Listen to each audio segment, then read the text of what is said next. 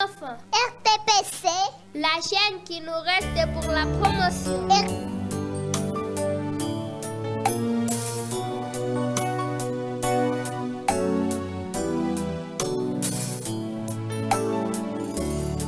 Hapo mwanzo kulikuwa na neno, naye neno alikuwa kwa Mungu, na tena neno huyo alikuwa ni Mungu. Naye neno alifanyika mwili, akaja akakaa kwetu, tukaona utukufu wake mwana-kondoo. Yohana alimwona amevivwa vazi lililochomwa katika damu, na jina lake aliitwa Neno la Mungu. Kwa neno la Bwana mbingu zilifanywa, na vitu vyote vijazavyo nchi. Katika neno huyo vitu vyote viliumbwa. Hapo mwanzo kulikuwa na neno, naye neno alikuwa kwa Mungu, na tena neno huyo alikuwa ni Mungu. Naye neno alifanyika mwili. Salut à vous, bien-aimés dans le Seigneur. Nous vous bénissons de la part de Dieu notre Père, par Jésus-Christ, le seul Seigneur, le seul Sauveur, celui qui est, qui était, qui revient bientôt. Tunawasalimu ndugu wapendwa katika jina la Yesu Kristo, aliye Bwana na Mwokozi wetu, aliye kuweko, aliye na atakayerudi karibuni. La grâce vous soit encore accordée de la part de Dieu notre Père, par Jésus-Christ, le roi des rois, le tout-puissant, l'alpha et l'oméga, le premier et le dernier, le prince de la vie. Neema ya Bwana wetu Yesu Kristo ipate kuwa juu yenu, ambaye ni Alfa na Omega, wa kwanza na wa mwisho, mfalme wa uzima. Nous vous bénissons encore pour d'être à l'écoute pour écouter cette émission spéciale, le retour à la parole, Tunawabariki tena kwa kusikiza kipindi hiki kurudi kwa neno, afin que nous vivons encore des moments profonds avec le Seigneur. ili tuweze kuishi tena nyakati za kilindini pamoja na Bwana. C'est votre serviteur, l'esclave inutile de Jésus-Christ, Yannick Stéphane, Ni mtumishi wenu, mtumishi Stefan, avec l'éminent pasteur Petro, pamoja na mchungaji Petro, pour vous entretenir dans la parole de Dieu. kwa kuwaleta katika neno la Mungu. Nous avons commencé à parler hier, nous avons commencé à parler hier Tulianza kuongea jana de remettre Jésus-Christ comme roi, kurudisha Yesu kama mfalme, comme Seigneur, kama Bwana comme Seigneur, comme tout-puissant.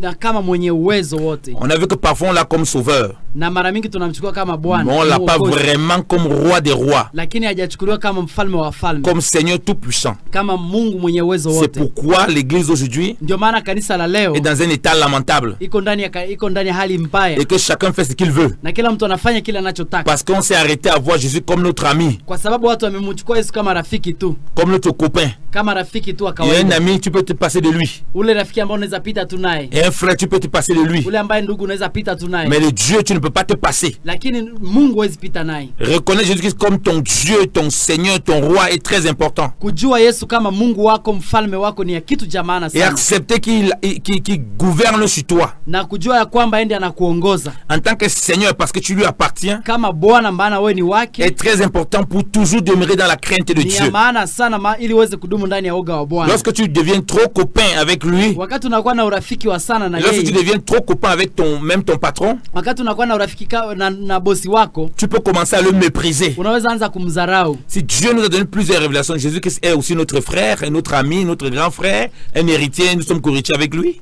Kama tunaweza kupata ufunuo kwamba Yesu Kristo ni ndugu, rafiki, mrithi pamoja nasi, Ce n'est pas pour que nous le méprisons en tant que Seigneur. sio kwa sababu inafaa tumdharau kama Bwana wetu. Il est le Seigneur tout-puissant. Yeye ni Bwana wa uwezo Et wote, il mérite toute la louange, toute l'adoration. anastahili ibada yote C'est kabisa. pourquoi l'Écriture dit qu'à l'agneau soit la gloire, la puissance, Ndio maana Biblia inasema kwa utukufu ni kwa mwana kondoo kabisa, l'honneur heshima pour des siècles et des siècles. milele na hata milele. Mais c'est en tant tant que Seigneur.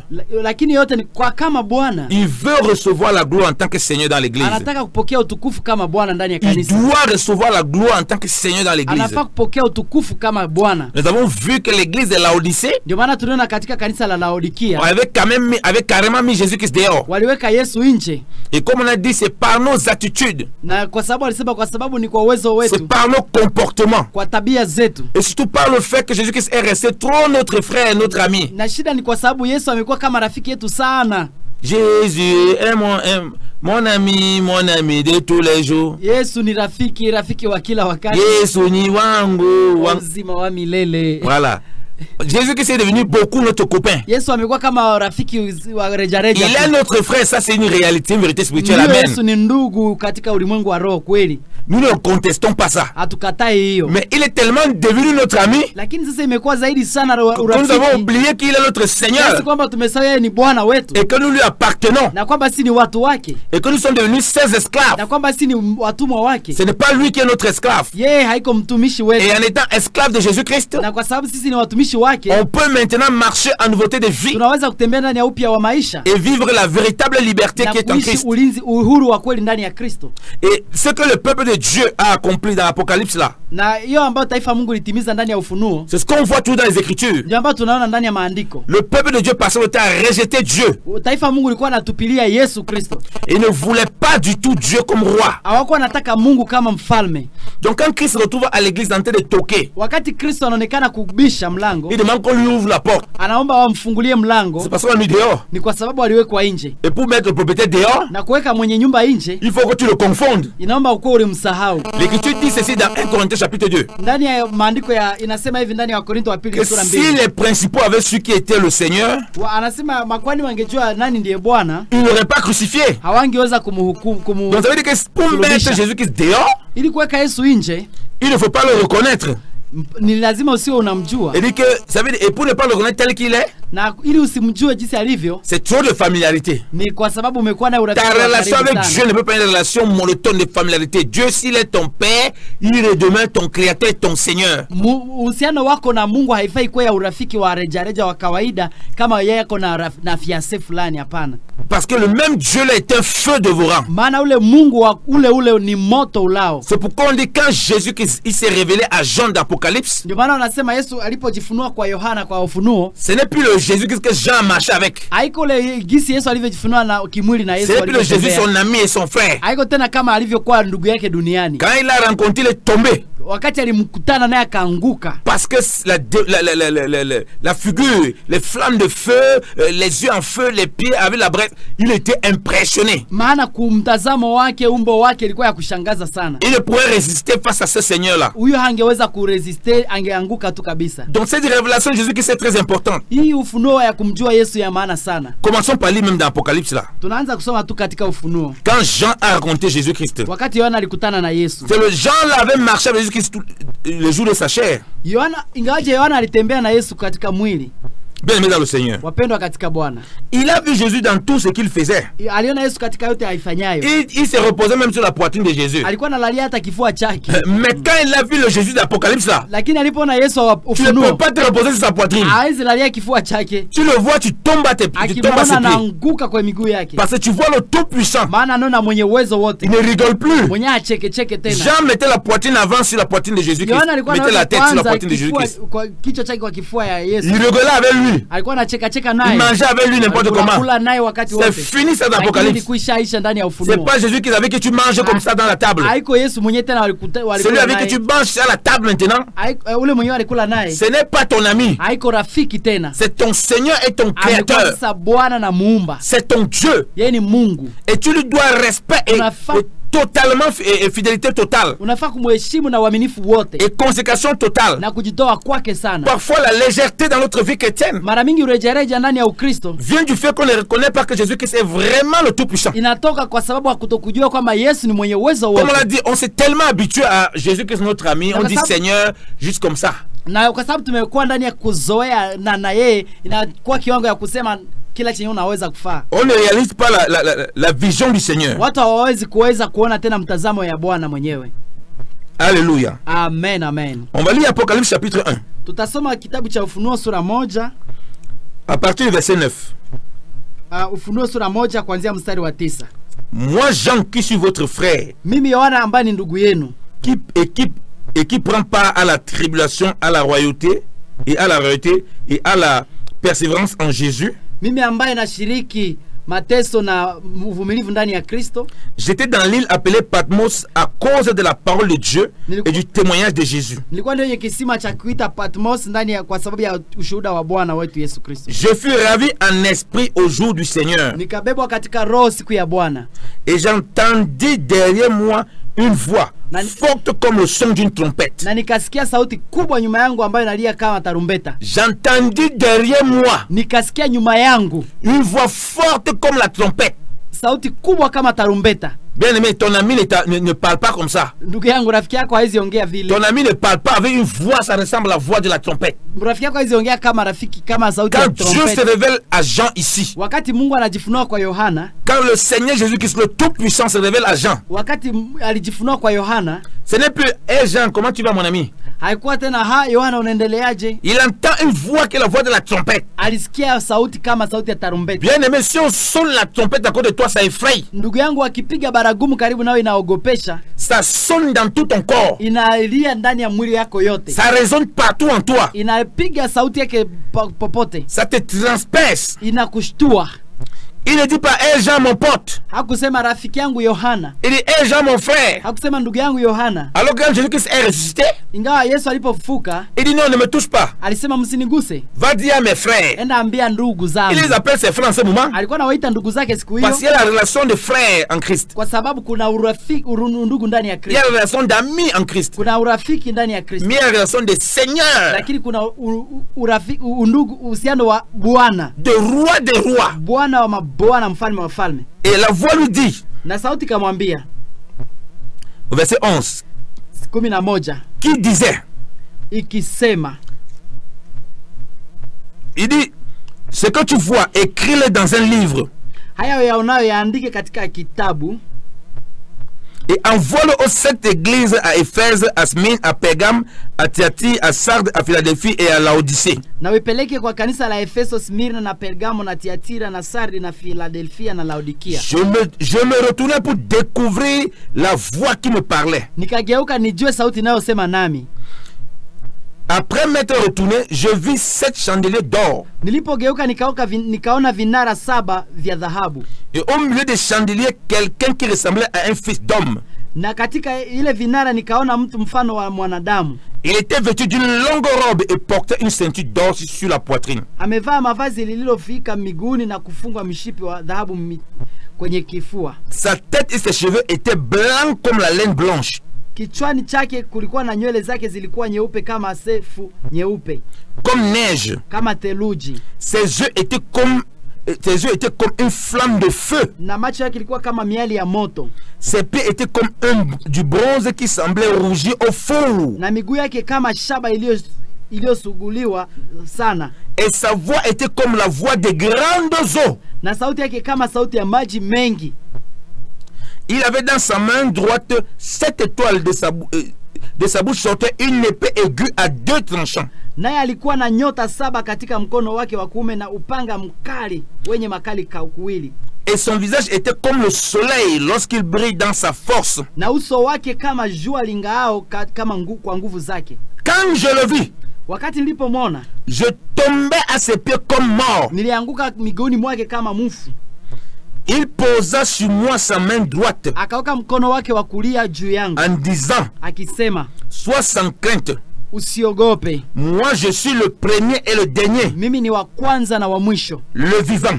Aliye hai. J'étais mort. Nami nilikufa. Et me voici vivant au siècle des siècles. Natazama ni hai milele na hata milele. Je tiens les clés de la mort et du séjour des morts. Nami ninazo funguo za mauti na kuzimu. Écris donc ce que tu as vu. Basi andike unayoyaona. Ce qui est et ce qui va se reproduire ensuite. Nayo yaliyopo na yale atakayotokea baadaye. Alléluia. Amen. Quand il parle à Jean, wakati aliposema na Yohana, il dit que je suis celui qui était mort et qui est vivant. Akisema ni mimi ndio nilikufa na sasa niko hai.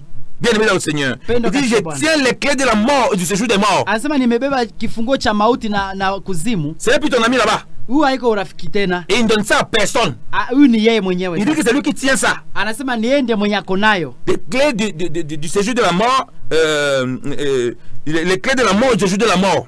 Kifungo cha kuzimu na mauti. Et il donne des ordres directs à Jean. Na anapeana masharti nani kwa Yohana. Écris ce que tu as vu. Andika yale yale umeyaona. Ce n'est pas une conversation entre deux amis. Haiko mahusiano ya katikati ya watu wawili. C'est une conversation entre un maître et son serviteur. Ni maongezi kati ya bwana na mtumishi. Il ne pose, s'il te plaît, écris s'il te plaît, Jean, vraiment, si ça te plaît. Hakumwambia tafadhali Yohana andika tafadhali. Non.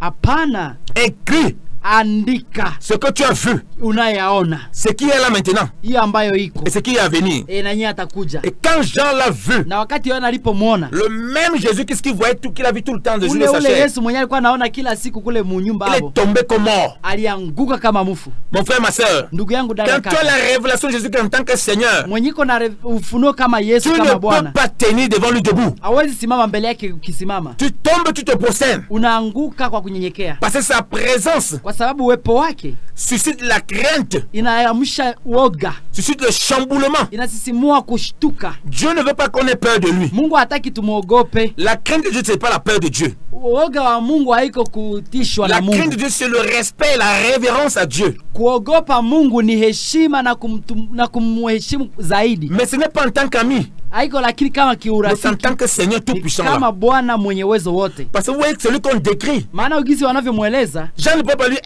hey, Seigneur, c'est toi qui es encore venu. Yohana hakusema Bwana wewe tena umekuya. Pas du tout.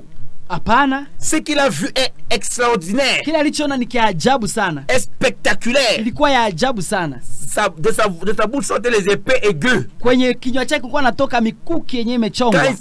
il parle, il ouvre sa bouche, c'est comme des grandes eaux. Vous voyez la mer, vous entendez le bruit. Le bruit est tellement fort. Wakati alikuwa anaongea, sauti yake ilikuwa inakuwa kama sauti ya dhoruba. Son visage est comme le soleil, tu ne peux même pas le fixer dans les yeux. Uso wake ilikuwa kama jua mpaka hawezi mwangalia. Ça, c'est Jésus-Christ en tant que Seigneur. Unjo Yesu kama Bwana. C'est celui à qui tu vas rendre compte. Unjo mwenyewe utatoka hesabu Ce mbele n'est pas yake. ton pote, ce ne sera pas ton pote. Huyo haiko fiasia marafiki yako, Quand tu hapana. vas le voir, tu pourras même pas dire, hey Seigneur, mon pote. Hawezi, siku utamwona hawezi sema Bwana Tu vas pas dire, hey mon meilleur ami. hawezi sema ati mumeira Tu vas mimi. seulement tomber, te prosterner. Utaanguka na kumwabudu. C'est pourquoi l'Écriture dit Ndio maana maandiko inasema que tout genou fléchira kwamba kila goti et litapigwa toute langue confessera na kila limi litasema que Jésus-Christ est ya Seigneur kwamba Yesu Kristo ni à la Bwana, gloire de Dieu le Père. kwa ajili ya utukufu On wa n'a Bwana pas que Mungu. Jésus-Christ est mon ami. Hawajasema Mungu On ne se Yesu ni pros- rafiki. on ne se prosterne pas devant ses amis. Mtu hawezi nyenyekea rafiki yake. On ne se prosterne pas devant son Mtu frère. hawezi piga magoti mbele ya On se ndugu. prosterne seulement devant le Seigneur Tout-Puissant. Mtu ananyenyekea mbele ya On dit Bwana. que tout genou, Wanasema magoti yote. même celui qui déteste Jésus, Hata wale wanaompinga Yesu on ne va pas lui dire que prosterne-toi. hawatamwambia ashuke. Comme Jean est tombé comme mort là, Jinsi Yohana alianguka yeye à mwenyewe la présence de celui qui est le Seigneur, mbele ya ya Bwana wa mabwana, tu tombes comme mort. akaanguka kama mfu. Personne ne te demande. Hakuna mtu Parce alimuomba, que sa présence la maana uwepo wake impose cela. inaoblige mtu Donc quand j'entends kuanguka. les gens qui disent qu'ils vont voir Jésus, Nasikia watu wakisema siku tutakapomwona on va lui poser des questions. Oh, mais pourquoi tu as fait telle chose? tutamuuliza ulifanya hivi kwa Tu ne nini? sais pas de quoi tu parles. Hapa ujue venyewe S'il unasema. apparaît en tant que Seigneur, Kama atajitokeza kama Bwana, tu vas rentrer sous la terre. utaanguka chini ya Tu ne dunia. peux pas tenir. Hawezi kusimama Oh, tena. je vais demander à Jésus, oui, mais pourquoi les autres ne sont pas sauvés? Pourquoi il faut seulement être sauvé par ta religion et tout et tout? Onda ulizaka Yesu kwa nini wengine hawakuokoka madini Tu ne sais pas hapa. de quoi tu parles. Hapa ujue venyewe unasema. Oh, si voir le Seigneur, viens demander Seigneur, pourquoi il permet que je souffre comme ça? Pourquoi il n'a pas permis ça et ça et ça et ça? Ose ndanaka Bwana nitamuuliza kwa nini nilikuwa nateseka na hivi kwa permettre. Il ne va pas se révéler à toi comme ton ami, Hata jitokeza kama rafiki yako, mais comme le Seigneur, lakini kama Bwana, parce qu'il est rentré dans sa kwa gloire. sababu atarudi ndani ya utukufu wake. Donc quand il se manifeste, Ndio kwa sababu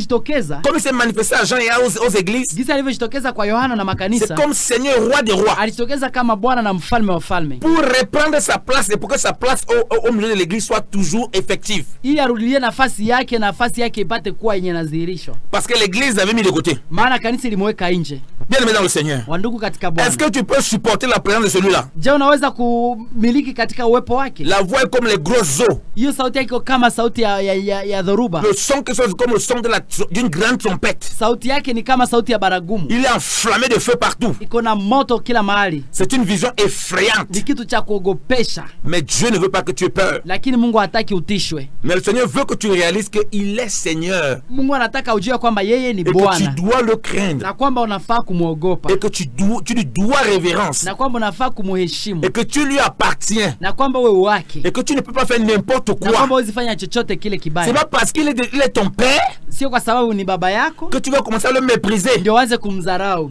Il est aussi ton Seigneur. Yeye ni Bwana wako. Toutes ces révélations de Jésus-Christ Hii ufunuo yote kumhusu Yesu vont ensemble. inatembea pamoja. Tu dois le voir comme ton père, comme ton frère, oui. Unafaa kumwona kama baba ama ndugu yako, sawa, Parce que tu comprends qu'avec ça, tu as accès facilement à lui. kwa sababu hapo unaelewa kwamba unaweza kuingia kwake Mais tu popote. dois le voir aussi par-dessus tout comme Seigneur. Lakini zaidi ya yote unafaa kumtazama kama Bwana, Parce qu'il est le Dieu Tout-Puissant. maana ni Mungu mwenye uwezo Et wote. il n'est pas ton pote. Yeye haiko rafiki yako tu C'est pas kawaida. parce qu'il s'est mis à notre niveau Sio kwa sababu aliingia kwa uhali yetu qu'il est de notre niveau. ndio maana amekuwa hali yetu. Il est ton créateur. Yeye ni muumba wako. Bien-aimé dans le Seigneur. Mwapendwa katika Nous Bwana, insistons là-dessus tunashindilia hapo sana. parce que c'est ça qui fait en sorte que beaucoup de gens se comportent n'importe comment dans l'église. Ndio maana hii imefanya watu wakaenda ovyo ovyo ndani ya makanisa. Comme on a dit, Jinsi tulivyosema, Jésus qui s'est mis dehors aliwekwa nje parce que beaucoup ne l'ont pas reconnu dans l'église maana wengi hawakumtambua ndani ya kanisa tel que Seigneur, kama Bwana, tel que le roi des rois. kama mfalme wa Voilà falme. pourquoi on dit que l'église c'est mon église. Ndio maana unapata watu wanasema kanisa Mon ami, ni il y a kanisa quel homme langu. il y a quel homme qui a église ici?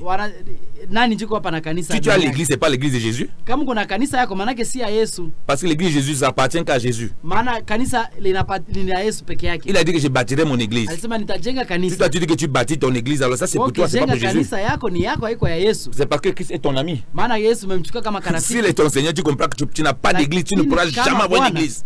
Kama yeye ni Bwana wako huwezi sema uko na kanisa. C'est l'église de Jésus. Ni kanisa la Yesu. Et tu es un instrument. Maana wewe ni chombo.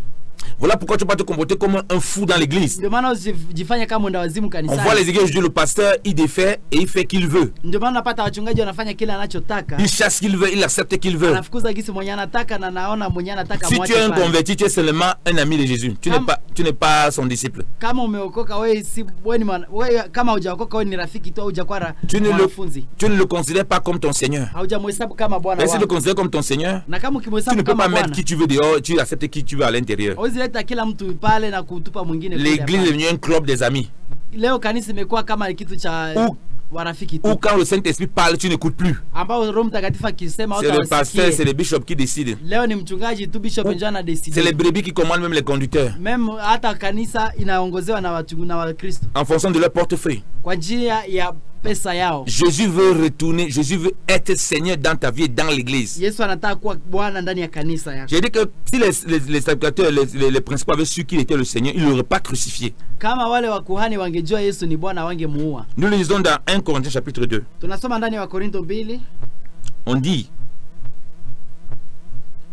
Wakorinto wa kwanza sura ya 2, tunasoma Wakorinto wa kwanza sura ya 2.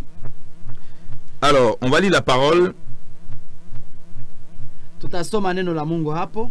Il dit au verset 6, 1 Corinthiens chapitre 2 à partir du verset 6. Wakorinto wa 2 sura Wakorinto wa kwanza sura 2 mstari wa 6. Il dit, cependant c'est une sagesse que nous prêchons parmi les parfaits. Lakini kwa hekima tusemayo katika wakamilifu, Sagesse qui n'est pas de ce siècle, ila si hekima ya dunia ni des princes de ce siècle, wala ya hao wanaotawala dunia hii, qui vont être réduits à l'impuissance. wanaobadilika, Nous prêchons la sagesse de Dieu, bali twahubiri hekima ya Mungu mystérieuse et cachée, katika siri, que Dieu avait prédestinée ile hekima iliyofichwa avant les siècles pour notre gloire. ambayo Mungu aliazimu tangu milele kwa utukufu wetu, Aucun des princes de ce siècle ne l'a connue.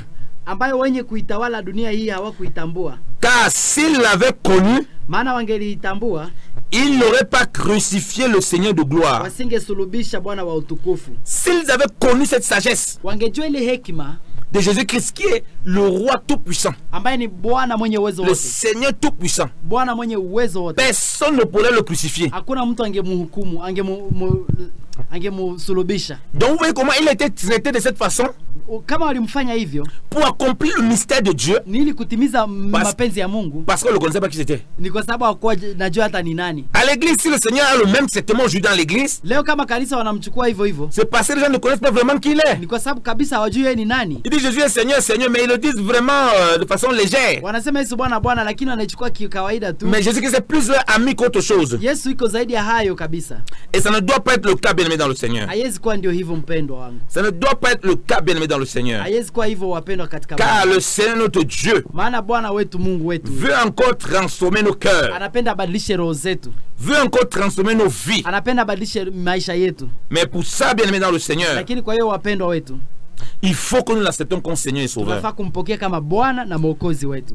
Jésus-Christ veut reprendre sa place de roi. Yesu anapenda ajichukulie tena nafasi kama mfalme. Beaucoup d'églises, beaucoup d'assemblées, on a mis Christ dehors. Leo makanisa mingi wameweka Yesu nje. Beaucoup de vies chrétiennes, Christ est lui-même dehors, il toque à la porte des cœurs. Maisha mingi ya Wakristo wako nje na nabisha mlangoni. Regardez comment les enfants d'Israël se sont comportés. Tuangalie gisi watoto wa Israeli walijifanya. Lisons 1 Samuel chapitre 8. Tunasoma Samueli wa kwanza sura ya 8. 1 Samuel chapitre 8. Samueli wa kwanza sura 8. Les enfants d'Israël vont se comporter pareillement. Wana wa Israeli walijifanya hivyo hivyo. À partir du verset 1. Kuanzia mstari wa kwanza.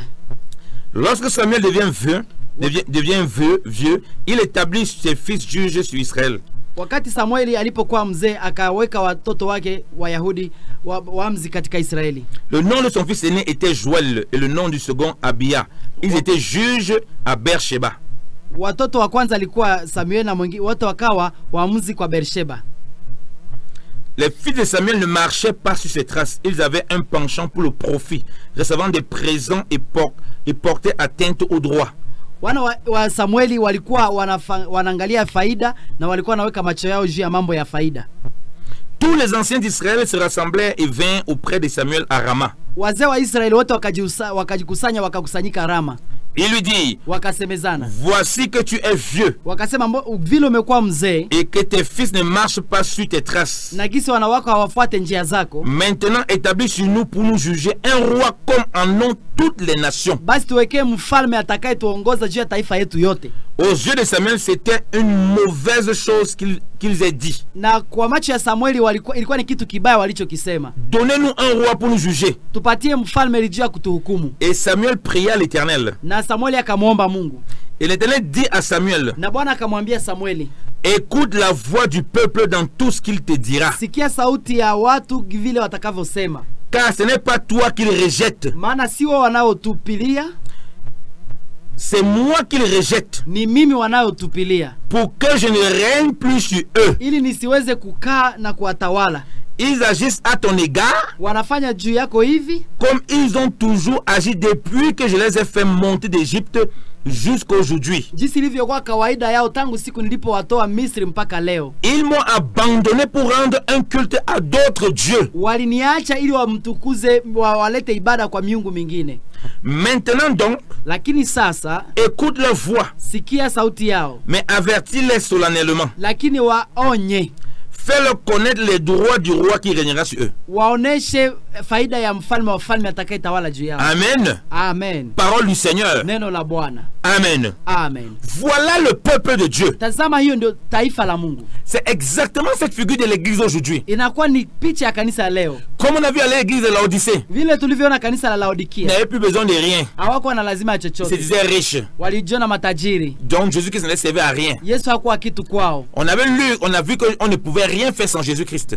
Tulisoma ya kwamba hakuna kitu tunaweza fanya bila Yesu. Dans Jean chapitre 15. Ndani ya Yohana 15. Le peuple ici, hapa taifa, Dieu précise qu'ils ont tout rendu un culte aux dieux étrangers. Mungu anasema waliweka ibada juu ya miungu ya wageni. Ça veut dire que le fait que les enfants de Samuel ne jugeaient pas bien, inamaanisha kwamba gisi watoto wa Israeli hawakuwa wanafanya waamuzi vizuri. C'était plutôt un prétexte pour eux. Ilikuwa kitu cha kushangaza kwao. Ils ne voulaient pas de Dieu comme roi. Hawakuwa napenda Mungu kama les gens ne veulent pas de Jésus-Christ comme Seigneur et roi. Watu hawataki Yesu Kristo kama Bwana na Mungu. Ils disent que la vie chrétienne est trop dure. Wanasema maisha ya Ukristo iko ngumu. Que c'est trop difficile. Wanasema ni ngumu. Il faut moderniser l'église. Wanasema turudishe kiusasa. Il faut copier le monde. Tuangalie dunia gisi inavyofanya. Parce que quand ils disent faites-nous un roi comme les païens, ça veut dire qu'il faut qu'on ressemble au monde. Wanasema kama walivyosema tutafutie mfalme gisi wapagani wanafanya. Maana walitamani wafanane dunia. Ils veulent moderniser l'église. Walitaka wafanye dunia kuwa ya kisasa. Ça veut dire qu'ils ont rejeté Jésus-Christ comme roi. Walitupa Yesu kama mfalme. Comme Seigneur. Kama Bwana. L'église de Christ ne peut pas être modernisée.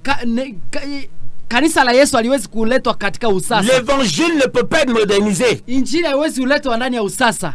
De toute éternité, Milele na hata milele. la parole de Dieu est épurée Neno la Bwana liko tu usafi. et elle est sans tache. Iko haina shida, haina Elle va mashaka. s'appliquer à toutes les générations. Inafanya kwa kazi kwa mataifa yote na Le kwa message de vizazi l'évangile vyote. ne peut pas s'adapter à une génération. Injili haiko kwa kizazi fulani, hapana. Quiconque ne reçoit pas l'évangile tel qu'il était donné, Kama mtu apokee injili gisi ilivyopeanwa passant par la kwa repentance, kupita ndani ya kutubu, ayant reçu Jésus comme Seigneur et kwa Sauveur, kupokea Yesu kama Bwana na Mwokozi, ayant reçu la croix, kwa kupokea msalaba, marchant en nouveauté de vie. kwa kutembea kwa maisha mapya. Si tu ne reçois pas cet évangile, Kama una hiyo injili, l'évangile de la croix, injili ya msalaba, tu ne peux pas être sauvé, tu as cru en vain. huwezi okoka na uliokoka bure. Et les hapo. recommandations du Seigneur Na hiyo masharti ya ne Bwana vont pas s'adapter à tes époques. haitakuwa kulingana na wakati wako. Les recommandations du Seigneur Masharti ya Bwana sont éternelles. iko ya milele. Donc on ne peut pas moderniser l'église. Mtu hawezi leta maisha ya kanisa kuwa ya Pour commencer sasa, à prendre les raisonnements païens, ili kuleta mawazo ya dunia ya wapagani. les raisonnements mondains, Hii mawazo ya dunia, on écoute même des musiques païennes dans l'église watu wanasikia hata music za kipagani ndani ya et kanisa on mélange ça avec l'évangile. na wanaichanganya na kanisa. On dit Na que c'est la injili. modernité. Wanasema hii ndio mambo ya C'est kisasa, pour attirer les gens dans l'église. ili kuleta watu ndani ya kanisa. C'est exactement ce que le peuple d'Israël vient de faire là. Hivyo ndio watoto wa Israeli walifanya. C'est une figure prophétique Inakuwa ni picha ya kinabii, parce que leur cœur a été regardé vers les dieux païens. maana mioyo zao zilikuwa naangalia miungu ya wapagano. Ils n'ont pas demandé à Samuel, Hawakuuliza Samueli, vraiment Samuel, kweli Samueli, tes enfants ne jugent pas bien. watoto wako hawahukumu vizuri. Prie encore le Seigneur qu'il te suscite encore d'autres serviteurs qui craignent vraiment comme toi. Omba Mungu tena akupatie watu wanaogopa Mungu vizuri kama wewe. Et c'est ce que beaucoup de charlatans font. Ndio maana watu wengi wanaojiamini wanafanya C'est que hivyo. beaucoup de faux frères font dans l'église. Hivyo ndio wadugu wabaya wanafanya kanisani. Ah, il y a beaucoup de faux prophètes. Oh, kuna manabii wengi wa Il y a uongo. beaucoup de charlatans. Kuna leo watu wa kujiamini Du coup, je n'ai sana. plus besoin que Jésus-Christ soit mon roi. Hawataki Yesu akuwe mfalme. Je commence à copier les choses que les gens font dans le monde. Anaanza kufanya kile ambacho dunia inafanya. Parce que je vais justifier le fait qu'il y en a qui volent, qui piquent, qui prennent l'argent. Maana nitasema ya kwamba kuna wale wanaoiba wanafanya mabaya. Bien aimé, si Wapendwa. les enfants de Samuel sont aussi une figure de l'église, Kama watoto wa Samueli ni picha ya kanisa où les gens ont établi les enfants, ambayo watu wameweka watoto wao kwenye kanisa. les enfants ne connaissent pas Dieu, mais tu les établisses. Watoto hawajui Mungu leo na unaweka kwenye Samuel, il kanisa. établit les enfants alors qu'il voit qu'ils ne craignent pas Dieu. Samueli akatia watoto wake mkanisa na naona watoto wake hata waogope Mungu. L'église n'est pas comme ça. Kanisa iendake Ce vile. n'est pas un héritage familial. Kanisa haiko urithi wa Le père kifamilia. est pasteur, il établit les enfants pasteurs. Baba ni pastor na naweka mtoto wake naye akuwe mchungaji. Alors qu'ils ne sont pas appelés. Ingawaje mtoto huyo hajaitwa Voilà yeye. pourquoi ils font des scandales dans l'église. Ndio maana wanafanya vituko ndani ya Parce que kanisa. Jésus-Christ n'est plus roi. Maana Yesu haiko tena mfalme. Même si Samuel a établi ses enfants, Hata kama Samueli aliweka watoto wake, lui il reconnaît que non, l'Éternel est votre roi. lakini alijua kwamba Bwana ndio mfalme Pourquoi vous wenu. voulez exciter Dieu? Kwa nini mnataka mchokoza Mungu? Je peux prier pour qu'il donne encore d'autres rois, Naweza- d'autres juges. Naweza kuomba Mungu awapatie waamuzi wengine. Il y a beaucoup donc qui établissent des enfants. Kuna wengi leo wanaweka watoto wao Comme pale si c'est un héritage familial. kwa sababu ishakuwa urithi wa familia. Nous sommes dans le sacerdoce royal. Tuko ndani ya ukuhani wa Et si kifalme. les enfants croient que c'est Samuel qui est le roi, Na watu wakijua kama Samueli ndio c'est mfalme. pourquoi les enfants ne craignaient pas Dieu. Ndio maana watoto hawakujua kuogopa Mungu Parce que c'est leur père qui les avait établis. kwa sababu Samueli ndio aliwaweka. Parce que c'est la relation de père. Maana yake kuna uhusiano wa baba C'est na la watoto. familiarité. Ni kitu cha kifamilia. Si les enfants avaient compris que le roi c'est l'Éternel, Watoto wangejua kama Mungu ni Mungu ils devaient mfalme. savoir que ce n'est pas à Samuel qu'ils vont rendre des comptes. Wangejua kwamba haiko kwa Samueli ndio tatoa hesabu, C'est au roi éternel. lakini kwa mfalme wa milele. Parce que les enfants de Samuel étaient d'accord avec tout ce que le peuple dit. Maana Les enfants de Samuel étaient d'accord avec tout ce que le peuple dit. maana watoto wa Samueli walikuwa tayari kwa yale ya mataifa walisema. Parce qu'ils font partie du peuple. Maana walikuwa nao pia ni wakule kwa mataifa. Et beaucoup dans l'église Na ndio maana katika kanisa se leo comportent comme les fils de Samuel. wanajifanya kama watoto wa Samueli, Comme des rois dans l'œuvre de Dieu. kama wafalme ndani ya taifa, kazi ya Mungu, Méprisant tout le monde. wakidharau kila mtu, Faisant le trafic dans l'œuvre de Dieu. wakifanya kila kitu ndani ya kazi ya Mungu, Parce que le Seigneur est comme Samuel à leurs yeux. kwa sababu Samueli ndio kama bwana Et wao. de toute façon, le Seigneur ne peut pas les rejeter. Wanajua kama Samueli hata De toute façon, watupilia, le Seigneur ne peut rien faire contre eux. haizi wafanyia kibaya, Donc ça va aller. itakuwa tu sawa, Il n'y a pas de problème. hakuna shida. Mais Dieu nous interpelle aujourd'hui, bien Lakini aimés. Mungu anatuita leo, Repentons-nous et préparons les voies du Seigneur. tengenezeni njia za Bwana na kutubu. Aplanissons les sentiers du grand roi. Tengenezeni njia za Bwana. Jésus-Christ na revient Bwana. bientôt. Maana Yesu anakuja karibuni. Tu as longtemps dans ta vie chrétienne te comporter comme les enfants de Samuel. Katika maisha ya Kristo umekuwa kama watoto wa Samuel. Tu vis ta vie car personne n'a rien à me dire. Umeishi kabisa na unajua hakuna mtu anaweza sema na wewe. Parce que tu crois que c'est les comptes tu n'as pas à rendre au pasteur. Maana unajua hakuna chenye unatenda ambia utaweza tu kuleta hesabu yako kwa pastor. Qui est la figure de Samuel ici? Ambaye imekuwa picha ya Samuel. Mais tu ne comprends pas que tu as des comptes à rendre au roi des rois, le Seigneur des seigneurs. Utatoa hesabu mbele ya Bwana wa bwana na mfalme wa On falme. entend les gens qui disent, Tunasikia watu wakisema notamment en Europe. zaidi sana Il Europe. dit c'est le pasteur qui m'a payé mon billet d'avion pour que je vienne ici là. Wanasema ni pastor ndio amenilipia hiyo. Qui me laisse. Je fais mes trafics comme je veux. Na nitafaki nataka. Le trafic d'argent.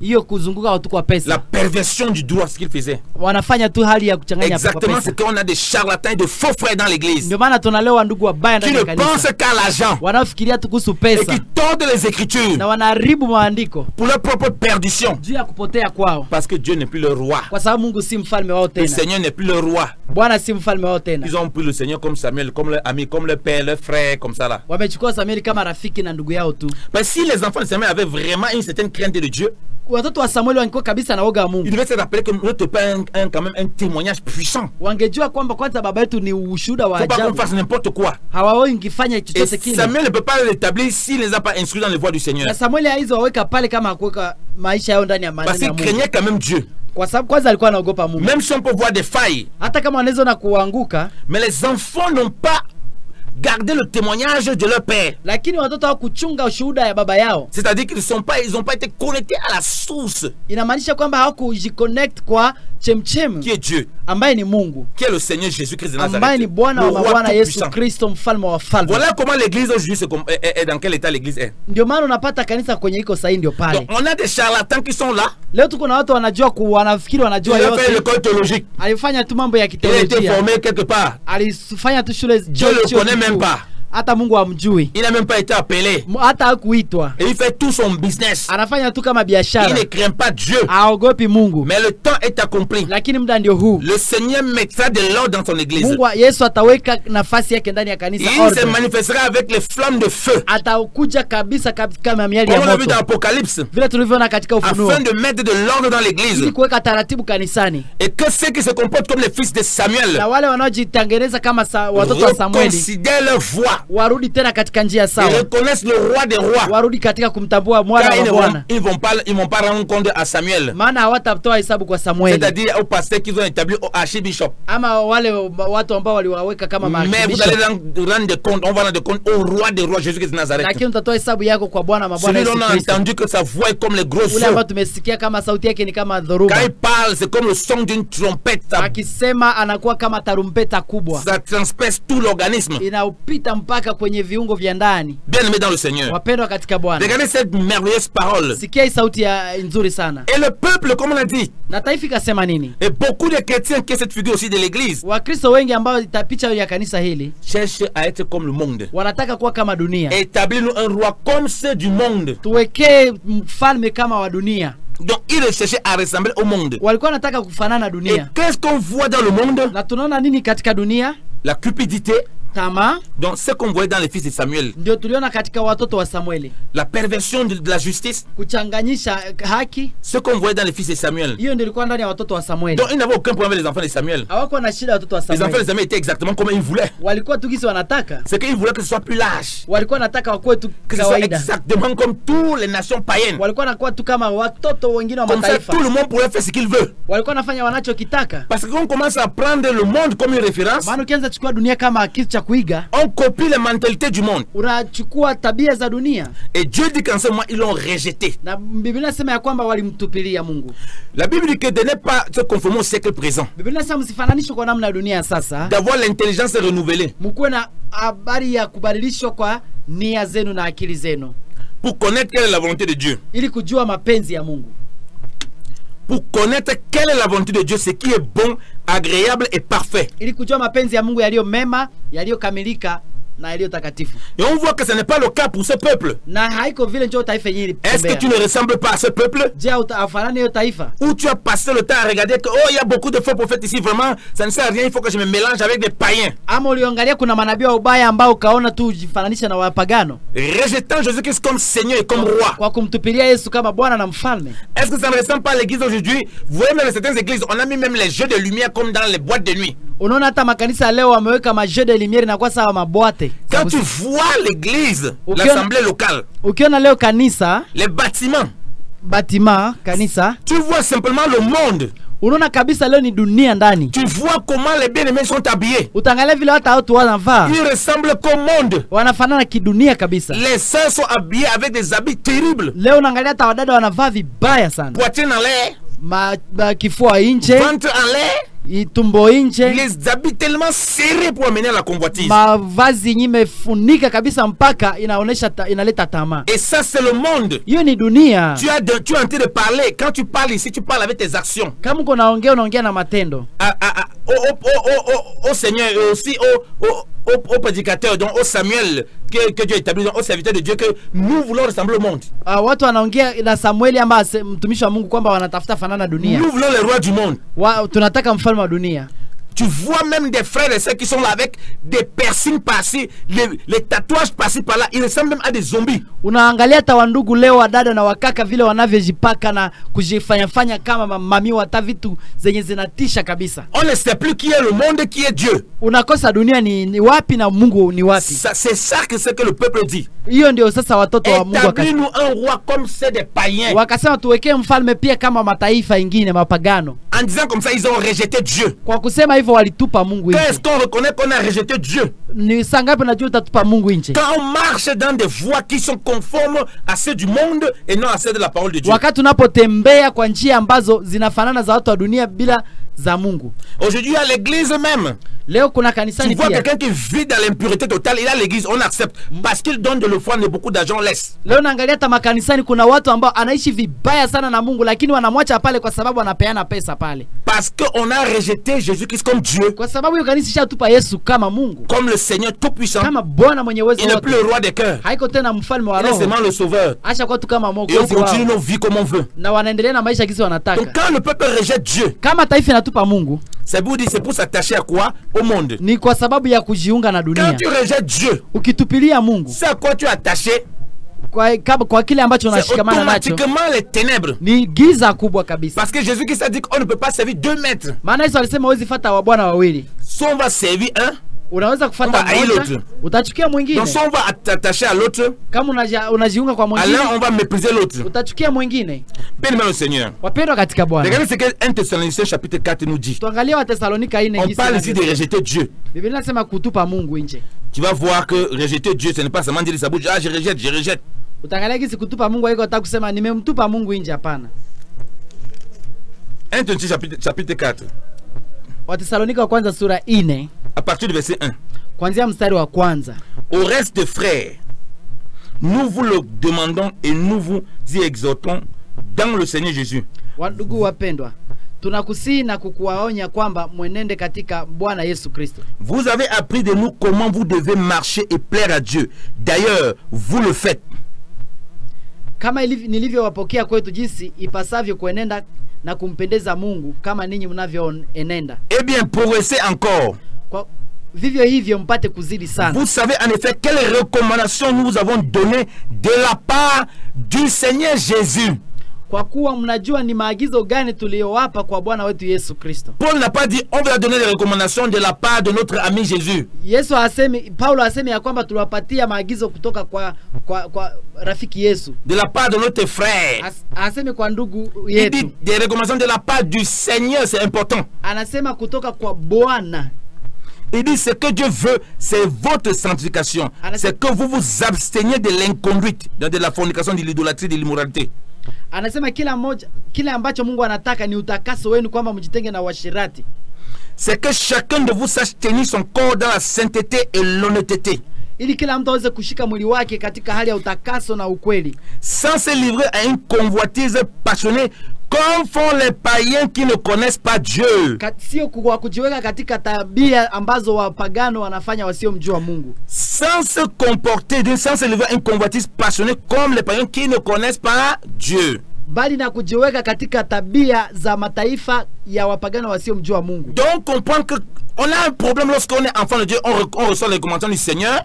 Tunajua kwamba kuna shida baada ya kupokea neno la Mungu. C'est qui est la tentation de se comporter comme les païens qui ne connaissent pas Dieu. Kuna jaribu ya kujiunga katika kufanana na wapagani wasiomjua Et si Mungu. on accepte un roi comme les rois païens, ça veut dire qu'on décide de se comporter comme les païens. Na kama tunapokea mfalme wa kipagani kwa sababu tunataka kufanana na wapagano, On va ramener donc ça dans la maison de Dieu. na sasa tunaileta ndani ya nyumba ya Mungu. Le fonctionnement de l'église, il n'y aura plus Jésus-Christ comme Seigneur. Na gisi kanisa linavyotembea alitembea kama Yesu kama Ce Mungu. ne seront plus ces recommandations qui seront appliquées. Haitakuwa tena maagizo yake ndio itafanyika. C'est le système et la convoitise du monde qui sera appliqué. Inakuwa tu ni masystem ndio zinafanyika ndani ya kanisa na tabia za Il n'y dunia. aura plus la simplicité de l'évangile. Hakutakuwa tena unyenyekevu wa injili. Il n'y aura plus la crainte de Dieu qui est mise en Hakutakuwa tena avant. woga wa Mungu ambaye On imewekwa va mbele. dire tout ça c'est la crainte de Dieu. Watasema hii ni woga wa Bwana, Mais à l'intérieur, lakini ndani il n'y a pas la crainte de Dieu. hakuna woga wa Mungu. Regardez comment les gens dépensent des milliers de francs pour construire des temples immenses. Ndio maana tunaona wagizo watu wanapoteza pesa mingi kutengeneza madhehebu kubwa kubwa nzuri. Tandis que dans l'église, il y a les gens qui ne parviennent même pas à manger. Ingawaje ndani ya ile kanisa hakuna C'est watu wanateseka na njala. C'est exactement suivre le modèle des païens.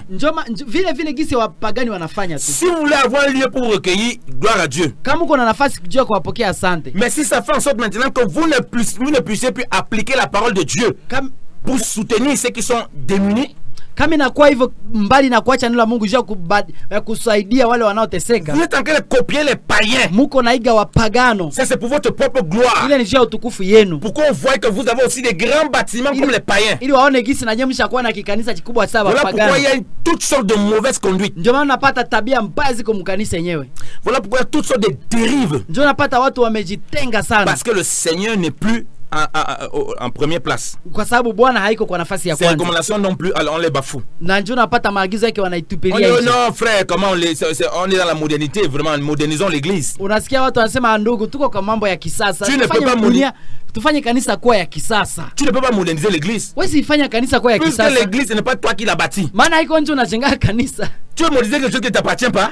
Unaweza tengeneza kitu nyaiko yako. Jésus a dit que j'ai bâti mon église. Yesu anasema mimi ndio najenga kanisa langu. Comment toi tu veux moderniser l'église qui ne t'appartient pas? Mbona unataka tengeneza kanisa nyaiko yako? Ça veut dire que tu as créé pèdre. Uko Mkristo mpendre. Et tu crois que tu marches avec Jésus comme Seigneur? Na unawaza uko natembea na Yesu kuwa Bwana. Dis-moi, ton voisin peut venir mettre la peinture sur ta maison? Je, jirani yako anaweza kia kuweka rangi kunyumba yako? Si tu te lèves le matin, tu vois ton voisin quand il met la peinture sur ta maison, tu vas l'arrêter, tu vas l'amener devant la justice. Ukiona ukilamka asubuhi unapata jirani ameanza pakala nyumba kwa rangi, sitampeleka mahakamani. Tu te lèves le matin, tu vois ton voisin, tu dis je vais changer la porte si vraiment la porte ça ne me plaît pas. Ukilamka asubuhi unapata jirani yako ashabomola mlango, anasema mimi ndio nitatia hapa mlango haiko ya C'est mzuri. que la bagarre va commencer. Si hapo vita utaanza naye. Les portes de Jésus qui sont ses recommandations.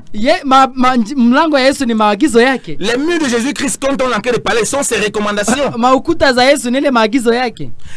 La façon dont la maison est construite sont ses recommandations. Gisi nyumba ilijengwa ni vile Yesu alisema. Ton voisin va venir que non, vraiment, la façon dont ton toit est là, vraiment, il faut que je retire ça, vraiment. Je vais changer. Jirani anaweza kiati manjanja yako ndugu yangu, basi mimi naibadilisha juu tutio ya blé. Tu ne vas jamais accepter ça. Hawezi itika vya vile. Mais comment se fait-il que toi, Lakini sasa leo ni tu nini? acceptes qu'au sein de l'église, Kiasi kwamba ndani ya kanisa les gens unakubali vivent dans l'impureté totale, watu wanakuja na machafuko ya mais ils peuvent kweli, quand même venir dans les offrandes. lakini wanaleta sadaka tu. Comment tu acceptes Namna gani unaitika ile qu'on yote? puisse construire des bâtisses soi-disant de l'église, Unajenga kwa kujenga, unajenga alors que tu sais kanisa. dans l'église, il y a les gens qui ont faim, Na unajua kwamba kuko mambo qui walifanya ne peuvent même pas finir la fin du mois. Qui ne peuvent même pas finir la fin du mois, à compléter la fin du mois. na unajua kwamba hakuna gisi wanaweza kutimiza maneno yao ya mwezi. Comment toi tu peux inviter les prophètes Namna gani unaweza kuita qui manabii commencent à demander les enveloppes aux gens, wale wanaoweza kuleta wanaitisha grosses mabahasha za nguvu aux pauvres, les gens qui n'ont même pas de quoi manger? na kwa maskini ambao wanakosa Ça, hata c'est la chakula? sorcellerie. Hiyo ni bulozi. Ça veut dire que tu as rejeté Jésus comme Seigneur. Hapo inamaanisha ulitupa Yesu kama Et tu es en Bwana, train de changer les couleurs de sa maison. na uko unabadilisha kulori ya Tu nyumba es en train de yake, changer les murs. unabadilisha nyumba yake Parce qu'il t'a donné les recommandations. kwa sababu alikupatia maagizo. Comment se fait-il que toi tu peux célébrer le péché? Namna gani unaweza kusherekea dhambi? Le pasteur donne des fausses prophéties. Na pasta anapeana maunabii za uongo, Tu dis amen, amen, alors que toi tu sais que ce qu'il dit c'est faux. wewe pekee unasema amen amen, unajua gizi ni uongo, Et d'ailleurs tu te moques même du pasteur. na nyuma unachukia pastor. Ah, mon pasteur là, parfois vraiment il a des fausses prophéties. Hein? Unasema au mtumishi kuna maunabii za uongo. Il ne faut plus accepter ça. Usikubali hiyo tena. Il faut remettre Jésus-Christ comme roi et Seigneur. Inafaa kurudisha Yesu kwa nafasi kama Bwana na Paul mfalme. a dit on vous a donné les recommandations du Seigneur Jésus. Maana anasema Paulo alisema niliwapatia masharti ya Bwana Pas wetu de Yesu. l'ami. bila ya rafiki. Il dit au verset 6 Akasema ku verset 6 que personne en affaire mise envers son frère de fraude ou de cupidité. Le Seigneur fait justice de tout cela. Nous vous l'avons dit et attesté. Alléluia. Amen. Mtu asimpunje ndugu yake wala kumkosa katika jambo hili, kwa sababu Bwana ndiye alipizaye kisasi cha haya yote, kama tulivyowaambia kwanza tukashuhudia sana. On nous dit que si quelqu'un abuse, Minasema mtu akimpunja, on ne dit plus ici là que non, vraiment, que si quelqu'un abuse de son frère, que Dieu le pardonne. hapa hawajasema mtu akipunja mwenzake Mungu amsamehe. C'est Hapana, fini ça. hapa imeisha. On dit que Dieu va, le Seigneur Jésus va lui faire justice. Biblia inasema Yesu atamuingiza mahakamani, Il va le venger. atamuhukumu. Vous voyez qu'on met ici Jésus comme Seigneur. Hapa wanaweka Yesu kama Bwana. Paul met Jésus comme Seigneur. Paulo anasema Yesu kama Le Bwana, même Jésus qui pardonne. Yesu kama Le même anayesamehe, Jésus qui nous dit que pardonnez-vous les uns les autres. ule aliyesema Le sameheaneni, même Paul que Dieu a utilisé pour dire que pardonnez-vous les uns les autres. ule ambaye alisema sameheaneni. Là ici, Hapa sasa il dit que tu abuses de ton frère dans les affaires. anasema ukimpunja ndugu yako Si mambo ya tu vis dans la biashara, fraude, dans la cupidité, ukiishi ndani ya mafraude na zambi, il dit que le Seigneur va faire justice de tout cela. anasema Bwana atahukumu Il dit yeyote. que nous avons attesté, donc c'est confirmé. Ça, il n'y a pas de négociation. Hapa anasema hakutakuwa hata huruma, Et si tu continues à vivre n'importe comment, na ukianza ishi tofauti rejetant l'autorité de la parole de Dieu, kwa kutupa uwezo wa neno la Mungu, marchant selon le siècle présent, kwa kutembea sawa na dunia sasa, voulant moderniser la maison de kwa Dieu, kupenda kuleta usasa wa ndani ya une maison qui ne ndani ya- t'appartient pas, toi tu veux changer les couleurs. unaenda kubadilisha rangi ya nyumba yenye haiko yako, Ça ne t'appartient pas, haiko yako, mais tu continues à faire cela. lakini unaendelea kufanya vile Les vile. serviteurs de Dieu, Watumishi wa Mungu, les brebis du Seigneur. watumishi wa Oh, Mungu, vous êtes le temple de Dieu. nyinyi ni nyumba ya Mungu, Donc le temple en esprit et en vérité. nyinyi ni nyumba ya Mungu katika Et- roho na kweli. Et ce qui s'applique à ce temple, c'est les recommandations de Christ. Na kinachofanyika ndani ya kanisa ni maagizo ya Bwana. Il dit au verset 7, Ndio verse ya 7 inasema, car Dieu ne nous a pas appelés à l'impurité, Maana Mungu mais hakutuita- à la sanctification. maana Mungu hakutuita kwa uchafu bali tuwe kwa utakaso. La sanctification, c'est un tout. Utakaso ni yote, C'est se soumettre aux recommandations du Seigneur. kunyenyekea kwa maagizo ya Bwana. Quelqu'un qui vit dans l'impureté, Mtu anaishi ndani ya c'est machafuko, aussi quelqu'un qui abuse de son frère dans les na affaires. yule tena njoo anapunjaka mwingine ndani ya C'est aussi quelqu'un qui est biashara, cupide. na njoo mwenye tamaa C'est mingi, aussi quelqu'un qui veut marcher selon la modernité du njoo monde. anatembea sawa na usasa wa dunia. Qui veut Sasa avoir un roi selon le monde, Ana- comme les enfants d'Israël avaient demandé. anataka kuwa sasa gisi wanafanya gisi kuomba mfalme gisi watoto wa Israeli Voilà waliomba. pourquoi on voit les sœurs s'habiller n'importe comment dans l'église. Ndio wanapata wadada wanavala ovyo ovyo ndani ya Voilà kanisa. pourquoi on voit les frères s'habiller n'importe comment. Unapata ndugu zetu wanavaa vibaya ndani ya Et kanisa, mentalité aujourd'hui, les gens font les tatouages dans tous les sens. na mawazo yao wanafanya matatuaji Les tu. gens ont les piercings partout. Watu wanavaa na mabiju, Oh non, homme de Dieu, tu exagères. Oui, tout sont des bijoux bizarres. watu wanakuwa na mabiju za ovyo ovyo Parce qu'on vikuli. voit, non, le monde fonctionne comme ça. Hawa dunia hivi ndio Ah, tutatembea pasteur, vraiment, sasa. il faut un peu se rendre joli, non? Ah, inafaa pasta tukua na Ce n'est pas parce que wasafi. Dieu n'interdit pas ça. Mungu hakatai Mais quand c'est usafi, le monde qui devient la référence, lakini kama dunia yetu tunaanza iga, regardez comment les gens dansent à l'église. angalia gisi watu wanakuwa On kanisani. dirait qu'ils ont dansé à l'église en boîte de nuit. Ingawaje inakuwa kama kanisa imekuwa sasa kibwate Quelqu'un de nuit. danse et dit, ah, où est la différence entre un païen? Paka unakosa tofauti kati De ya toute façon, mpagani. ils se secouent là. Gisi wanafanya Tu dis, mais ça c'est le conseil de Fali Poupa ici à l'église. gisi wanacheza leo makanisani, inakuwa sama makosere za Fally Ipupa, C'est le conseil de Kofi Olomide inakuwa sa kosere ya Koffi Olomide avec les jeux de lumière de boîte de nuit. na balje de lumiere mkanisa sawa boîte de nuit. Tu comprends qu'il n'y a pas la délivrance. Unakuta gisi pale hakuna deliverance. Jésus Christ n'est pas roi et Yesu Seigneur. pale haiko tena Bwana na mfalme. Et il dit au verset 9, Ndio pale ku verset 9 au verset anasema. 8, 8 anasema, celui qui rejette ses préceptes Basi- ne rejette pas un homme, mais Dieu qui vous a aussi donné son Saint-Esprit. basi anayekataa maneno haya hakatai mwanadamu bali Mungu anayewapa ninyi Roho Mtakatifu wake. Alléluia. Amen. Dieu dit là-bas à Samuel que ce n'est pas toi qu'ils ont rejeté, ce n'est pas contre toi. C'est moi qu'ils ont rejeté comme roi pour que je ne règne plus sur eux. Mungu akaambia Samueli, haiko njo wanatupa lakini ni mimi njo wanakataa ili nisirenye nisikue juu yao. Parce que le règne de Dieu les mettait mal à l'aise, qu'ils ne veulent pas de ses recommandations. Maana utawala wa Mungu ulikuwa na wakosesha amani juu bakutaka kukaa ndani ya njia On règne zake. en tant que roi, Ingawaje ndio mfalme, en tant que roi des rois, yeye mfalme wa en tant wafalme, que Seigneur des seigneurs, Bwana wa en mabwana, tant que Seigneur tout-puissant. Bwana wa uwezo Si wote. tu rejettes donc les préceptes du Seigneur, Ukitupa maagizo ya Bwana, tu l'as rejeté en tant que Seigneur. umemtupa kama Bwana. Le peuple d'Israël était sauvé, était dans la terre promise. Taifa ya Bwana waliokolewa wakiwa ndani ya nchi ya ahadi, Donc ils étaient sauvés, waliokolewa puisqu'ils avaient dépassé l'Égypte. maana walipita Misri, Mais Dieu n'était plus leur Seigneur. lakini Mungu hakwenda kwa tena Ils Bwana l'ont wao, rejeté en tant que Seigneur. walimtupa kama Bwana. Et comme aujourd'hui dans l'église, Na kama leo ndani ya Beaucoup kanisa rejettent Jésus-Christ en tant que Seigneur. watu wanatupa Yesu kama Mais il Bwana. dit que celui qui rejette ça, ces Lakini préceptes-là, anasema mtu akitupa hiyo qui maagizo, veut se conformer au siècle présent, akitamani kuwa kama dunia, ce n'est pas un homme qui l'a rejeté. hatupe mwanadamu. Donc si tu n'écoutes pas ce qu'on dit, Ndio maana usiposikia maneno tu tunayosema, dis que ceux-là ils parlent n'importe quoi, on les unasema, connaît pas. watu hatuwajua, anasema nyinyi On hatujui. connaît les grands archibishops. Tunajua watu wa bishop wetu Je peux te wakubwa. dire, Tunataka kuambia ce n'est hivi, pas un homme que tu as rejeté. hautatupa Ce mwanadamu. ne sont pas les hommes que tu as rejetés. Hautakuwa umetupa C'est mwanadamu. Dieu que tu as Ni rejeté. Mungu mwenyewe ndio umetupa. Et le même Dieu là dont on Na a ule lu, Mungu ule il va faire unyesoma justice et vengeance. atafanya hukumu na Et tu haki auras le yake. Seigneur Jésus Na utaona en Yesu tant que Kristo Seigneur. kama Il ne te Bwana. reconnaîtra plus comme ton ami. Na hata kuja kama rafiki. Repentez-vous et préparez les voies du Seigneur. Tubuni na tengenezeni njia za Bwana. Aplanissez les sentiers du grand roi. Tengenezeni njia za mfalme wa Jésus ajabu. revient bientôt. Yesu Kristo anakuja Il revient prendre karibuni. une église Anakuja kuchukua kanisa sans tache, yenye ina shida, ni ride, yenye ina maua, ni rien de semblable. haifananishwi na Que le nom chochote. du Seigneur soit béni. Jina la Bwana Demeurez dans la libarikiwe. crainte de Dieu. Mubaki katika uga wa Au nom Bwana de Jésus-Christ. kwa jina la Yesu Kristo. Amen. Amen. Wapendwa wenzetu, tunashukuru sana kwa nafasi nzuri ambayo tumekuwa nayo siku ya leo. Basi tuko hapa kila siku ndani ya wiki hii mzima pamoja na mtumishi wa Mungu Yannick kutoka Swiss. Tunatamani sana kwa hii wiki mzima, ni programu ambayo ni ya wakati kidogo sana ya juma peke yake, na tunatamani sana wapendwa muwe wengi sana, maana tunaanza 12h30 mpaka 11h30 ili kuweza kufundisha, kuremetre, kurudisha Yesu au centre, ili kujua kujifunza en realite kweli kweli Yesu ni nani. Basi programu zetu ndio hizo, na tuko na namba ambayo tunaweza ukitaka swali kutuuliza, kutupata, ni tunatumia namba ya RTL 09 94 81 05 23. Kwa usikivu mwema nasema 09 94 81 05 23. Na programu nyingine tuko hapa, kila mtu yote ambaye anatamani kukutana na sisi jeudi, kuanzia jeudi mpaka dimanche, tutakuwa ku Aumônerie Protestante pale mu Avenue Bamate karibu na Full Gospel kuanzia 15h mpaka 17h. Aumônerie Protestante jeudi, vendredi, samedi, dimanche. Dimanche tutakuwa na programme de 10h à 12h, de 15h à 17h, tukienda kumaliza pamoja na mtumishi wa Mungu. Jameni, mbarikiwe sana na Mungu wa baraka zote awe pamoja nanyi ndani ya uga wa Bwana. Amen. Amina.